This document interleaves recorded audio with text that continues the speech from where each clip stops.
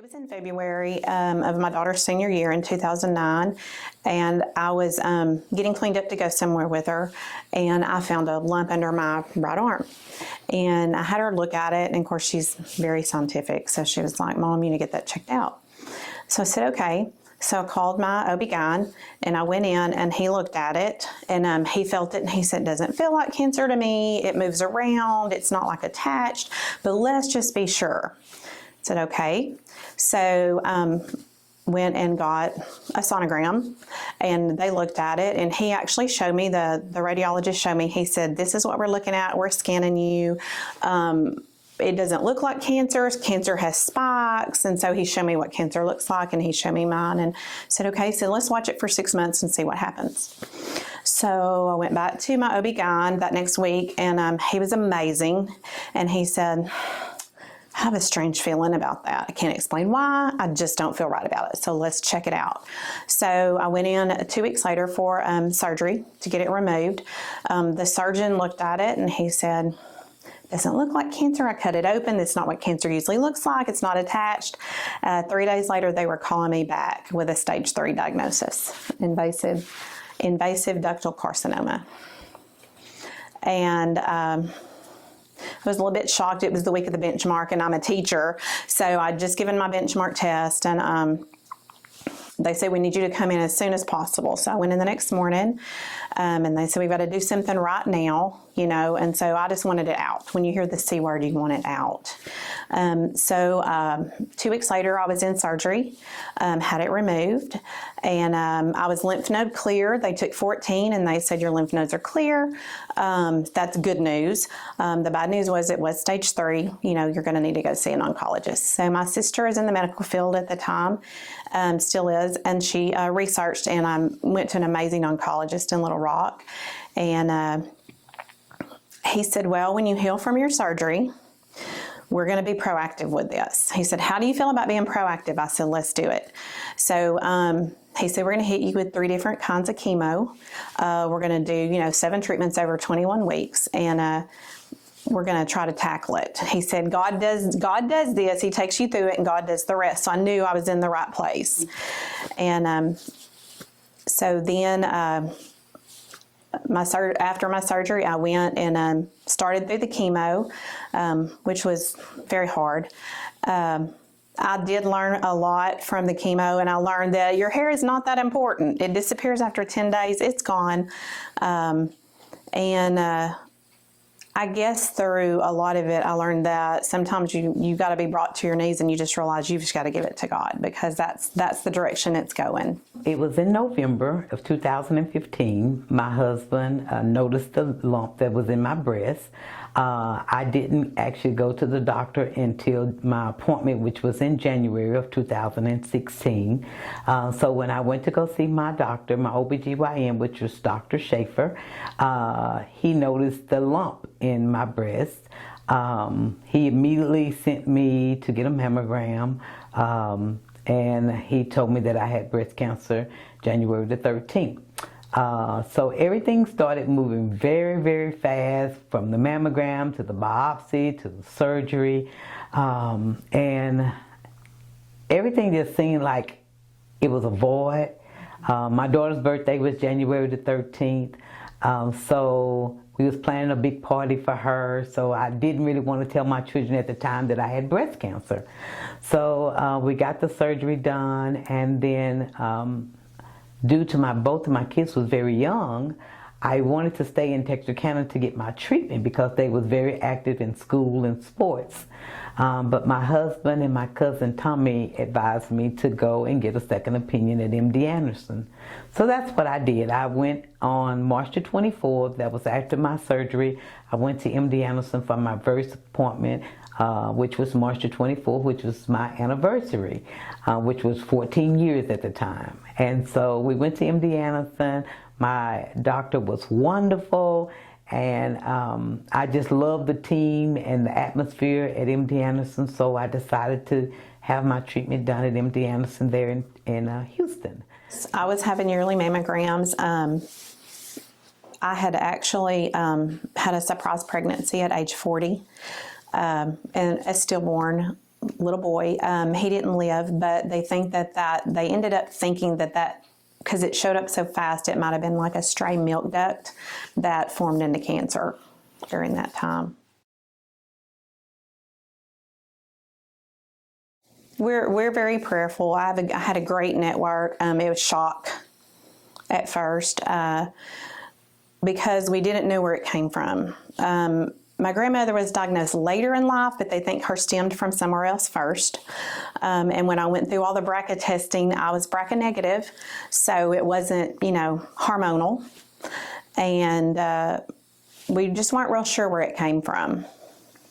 So we were shocked. My family was great. I had 2 young children, but one was in middle school, 8th grade, which was Ashanti Leviston, and my oldest one, Nikina Leviston, she was a junior getting ready to be a senior at Pleasant Grove. And it was, I guess, just hearing the word cancer to anybody, you never know if you're going to make it out of it. And that's kind of where the tough cookie name started, trying to be a tough cookie, not just for myself, but also for my children and my family. And I got that name from my letter carrier, which is Cheryl. She told me I was one tough cookie, and that just stuck with me through my whole journey. And still, when I go to my appointments, every time you go to an appointment, you always think of, is it going to come back? And I always say I'm one tough cookie. I tell myself that every day, through each and everything that I go through, that I'm one tough cookie. My sister, my mom, my dad, everybody was there at every treatment, or right after the treatment. Just a lot of prayer and friends and family, of course, too, and just food from the church, prayers, and really it was all a God thing. Well, the news wasn't good to my 2 daughters. They were strong. They never missed school. They was fighters as I was. I think it was more harder for my husband. He got us some counseling, some tools that we can help our whole family. He was strong. He never showed his emotions. But I think it was very hard for him because he made sure that he made all of my appointments. He never missed any MD Anderson appointments. My kids, I learned after 4 years of chemo and radiation, they would tell the school, one of them would call the school and say, I'm checking Ashanti out, and they would come to chemotherapy or radiation. So they would check each other out, being me, to the school to get me, for they can come to my radiation with me.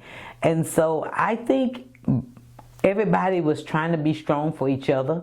I never had the moment that I actually broke in front of my family. Probably about 6 months after it, I really realized that this was real. I wasn't in a dream. This was, real business that was going on, and I had a moment.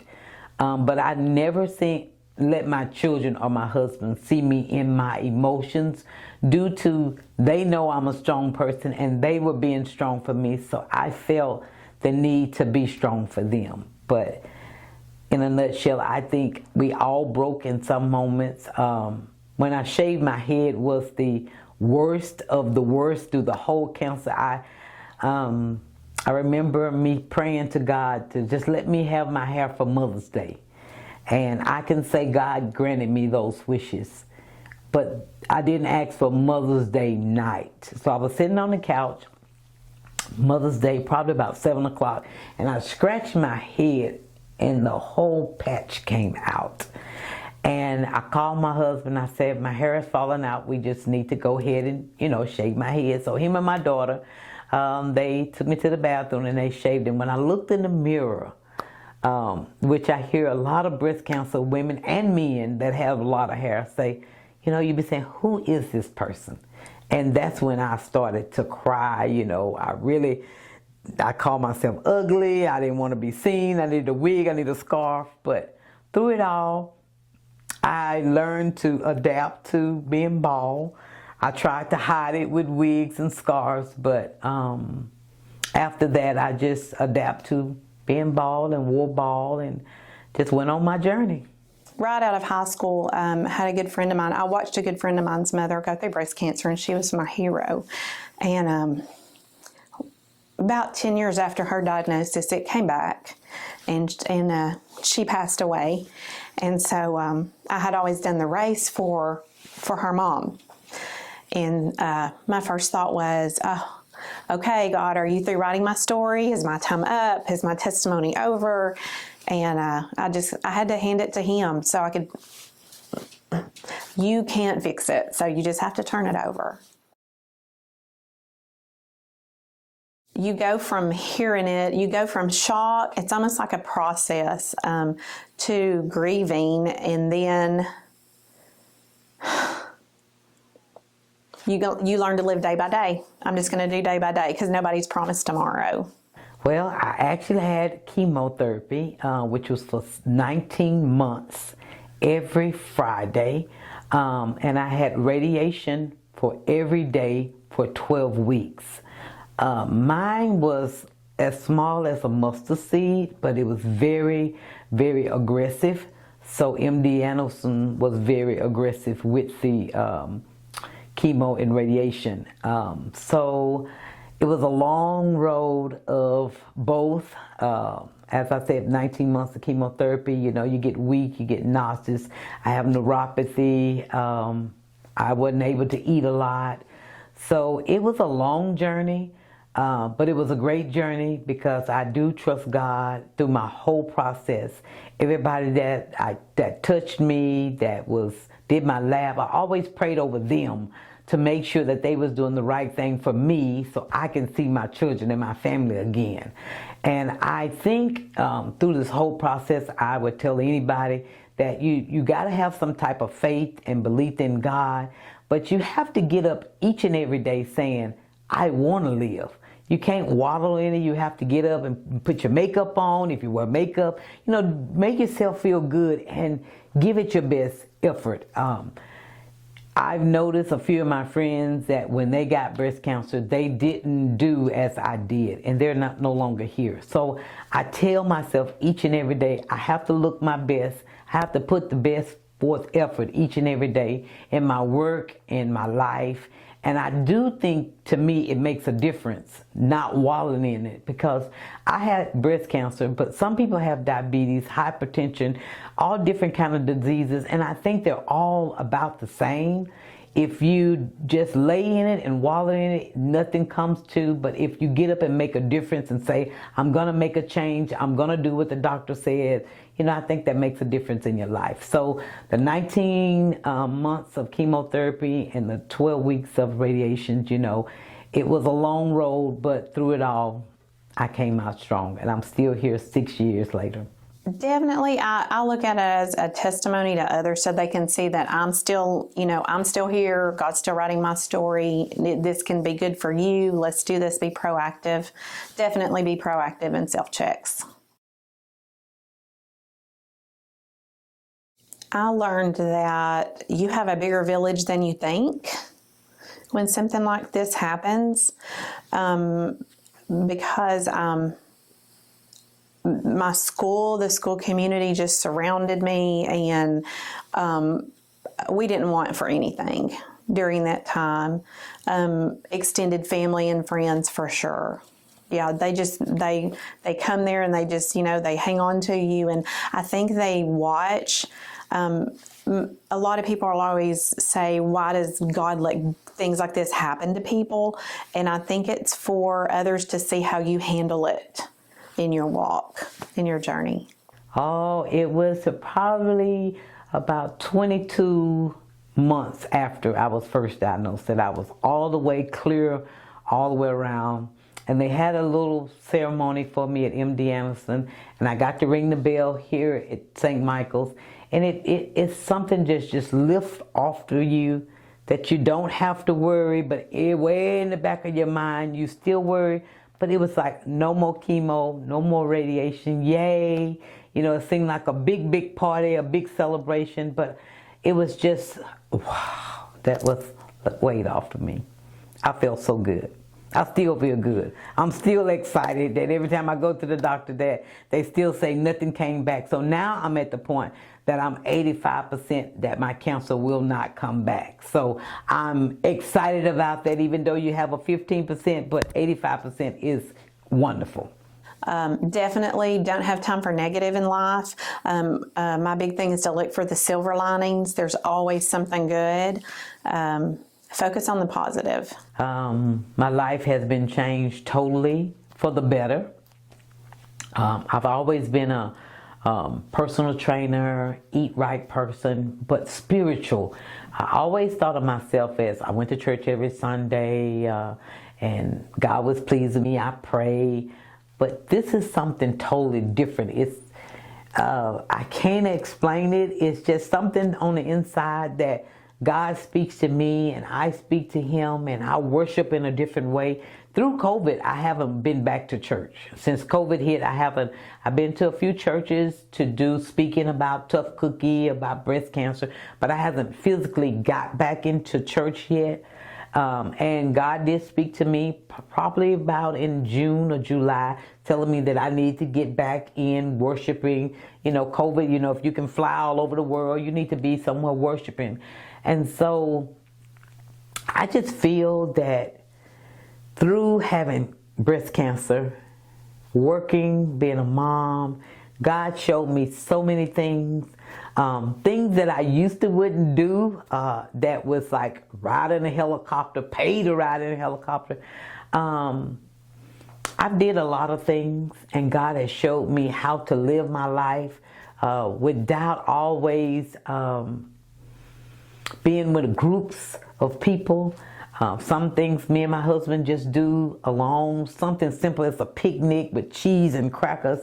Don't seem much to others, but it's a big deal to me now. 13 years clear. At my 10-year appointment, my oncologist said, well, we've made it. I told you, God would do the rest. And so He did. And I'm still writing my story. I've helped talk to several people who have been diagnosed, and that's my goal, is to be able to just help anyone that comes into that and let them know that's not the end. You can make it through this. You can do it. I did it.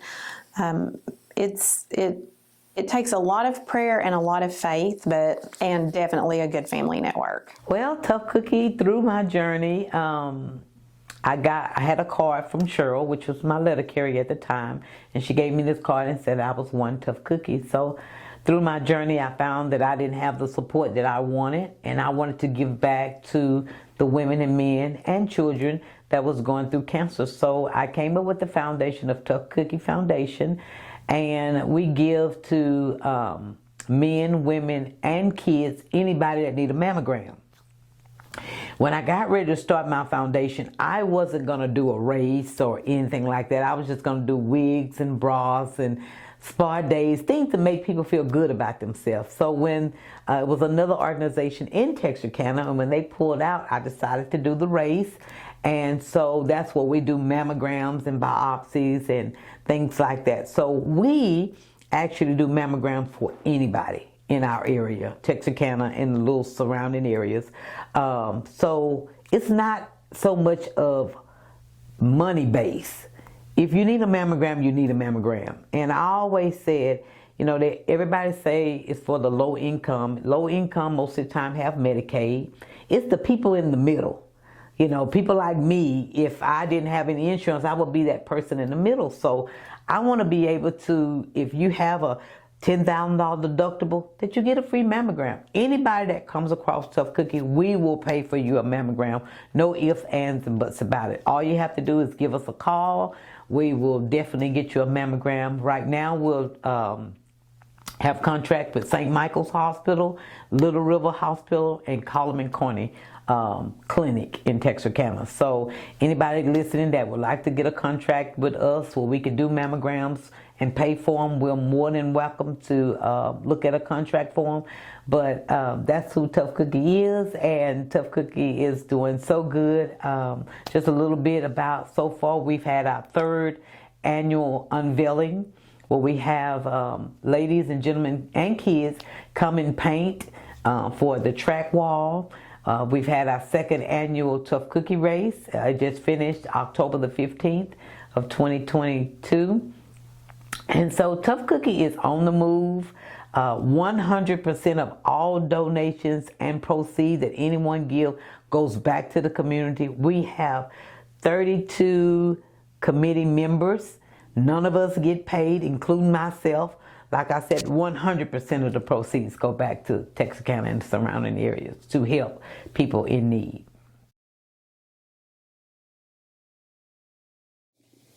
I'm Christy Jackson. I work with the Arkansas Department of Health with the Breast Care Program, and I am the Southwest Region Coordinator. I'm here to talk to you today about breast cancer. Breast cancer is the most common cancer found in the United States among women, as well as in the state of Arkansas. There are approximately 264,000 newly diagnosed cases of breast cancer in the United States every year. There are over 2,500 new cases diagnosed in the state of Arkansas every year. 1 in 8 women will be diagnosed with breast cancer in their lifetime. That's the number that I try to remember, 1 in 8, because that's me, that's my sister, that's my mother, that's my aunt. 1 in 8 women. Breast cancer is the second leading cause of cancer deaths in the United States as well as in Arkansas. My advice to others is definitely do the self-checks. If you're not sure, go get it looked at. And just seek that care. Be prayerful in it and seek that medical care. Because I think there's a distrust of the medical community now. But I put my faith in them as far as this, because God got me to the right doctors and went through my treatment, and it was just amazing to see how God's hand was in all of it. In order to maintain proper breast health, it is very important for women to do 3 things. Number 1, beginning at the age of 40, every woman should get a screening mammogram every year. If you are high risk, then you may need to start those screenings earlier than 40, and your doctor can help you determine if that's necessary. The second thing you need to do is have a clinical breast exam done by a doctor or a trained nurse or nurse practitioner every year as well. The third thing that you need to do is to do self-breast exams at home. Every month you should be doing your own breast exam. It is very important for women to know what their breasts feel like and what they look like. If you note any changes in your breast, whether it be a mass, whether it be a skin change such as a dimpling, a puckering, just your skin begins to look like orange peels, a flakiness or peeling around your nipple, any kind of skin changes at all, if you notice a change in your vascular pattern or in the size or shape of one breast in particular, you need to report those to your physician. It's also important for men to be aware of their breast, as men can get breast cancer also. There are approximately 2,400 men in the state of Arkansas, in the United States that are diagnosed with breast cancer each year as well. Please, please, please, if you feel anything, please get a mammogram. We offer them free of charge. Just please give us a call and we'll be happy to assist you with a mammogram. But if you're diagnosed and you don't know if you need a second opinion, I tell people second opinions are great. Third opinions are great until you feel good.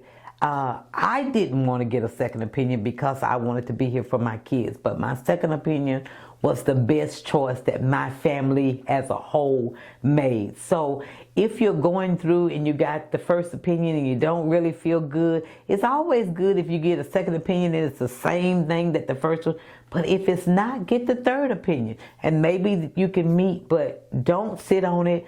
Don't try to outweigh the first person you go to and you just run with it, because if your gut is telling you, and I don't know what it is with cancer, we all say the same, but it's something that's on the inside that tells you if this is right or if you should do something else. So I tell people, follow your gut. If your body is telling you this is maybe not the way, follow your gut. I'll just say when I first was diagnosed, I went to Dr. Patel, which was at Coleman Corny Clinic. He was an excellent doctor, and I really, really wanted to see him. I like his, the way he talked to the patients, the way he sit down and talk to the patients was awesome. But when I went to MD Anderson, my doctor wasn't as great as Dr. Patel, but it was a team. And I had everything there, what I needed. I went to lab, got my x-rays, I got seen my nurse practitioner, I seen my doctor, I seen the oncologist, I seen everybody in one day. But in Texarkana, you would have to take 6 or 7 days to do all of this. So I think Dr. Patel is a great oncologist doctor, but I just say always follow your gut, because your gut won't lead you wrong. If you need the second opinion, get the second opinion. And if you need the third opinion, get the third opinion.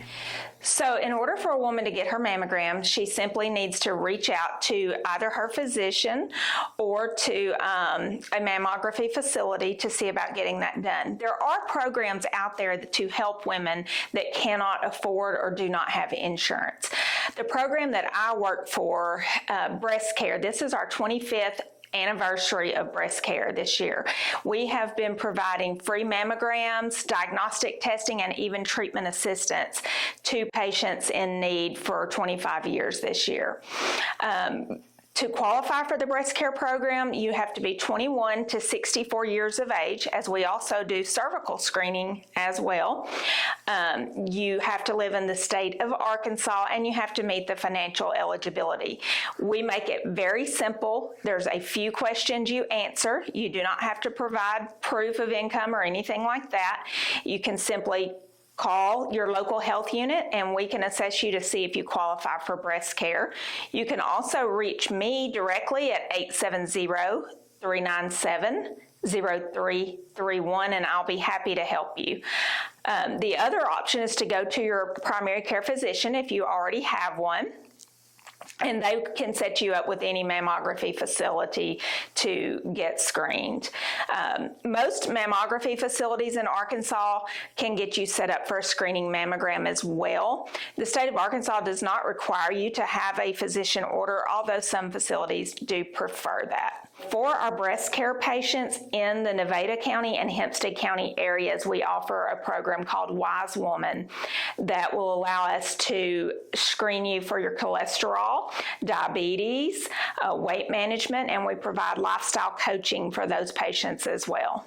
In my role as the breast care coordinator, one of my most important tasks is to navigate patients through the process of their screening, their diagnostic testing, and into their treatment process. Once the patients begin their treatment, I will stay with them until they get everything started. I can help them find the resources that they need.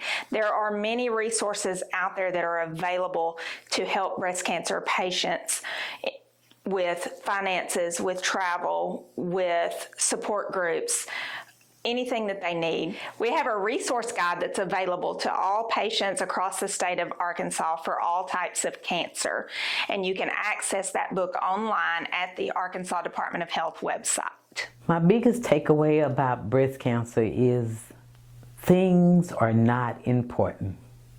Jewelry, name brand purses, things like that. It's not important. Life is important. Family is important. To live, to eat right, exercise. I learned that through my journey that things are not important. The biggest takeaway that I wished I had was support. My family lives all over the place. My husband and my 2 children, my biological family lives in Texarkana. A lot of my family lives in Louisiana, in Houston, in Dallas. And so when I was going through my journey, sometimes just to talk to another person that was going through would have been great for me.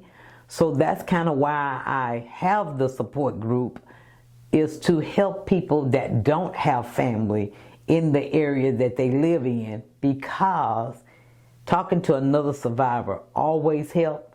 But I think my biggest takeaway is things don't mean a thing. Family, God, trusting in Him, believing in Him, and let Him direct your path, I believe is the biggest takeaway.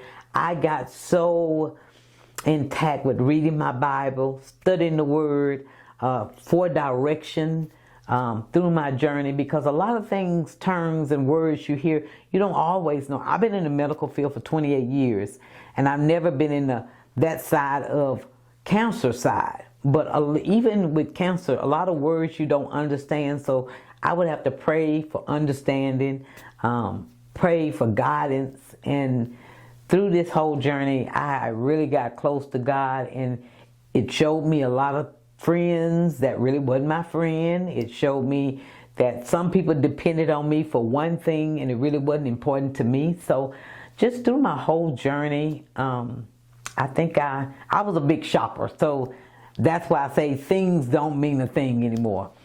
Just the love and support from my family and God, I think it's the best lesson I could learn. And I'm kind of glad I took that journey, because it really taught me that the only thing I need is Jesus to make it on the other side.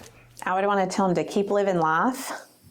Get that care you need. Do those checks. You can make it. I made it. Just keep living life. Live one day at a time and look for silver linings.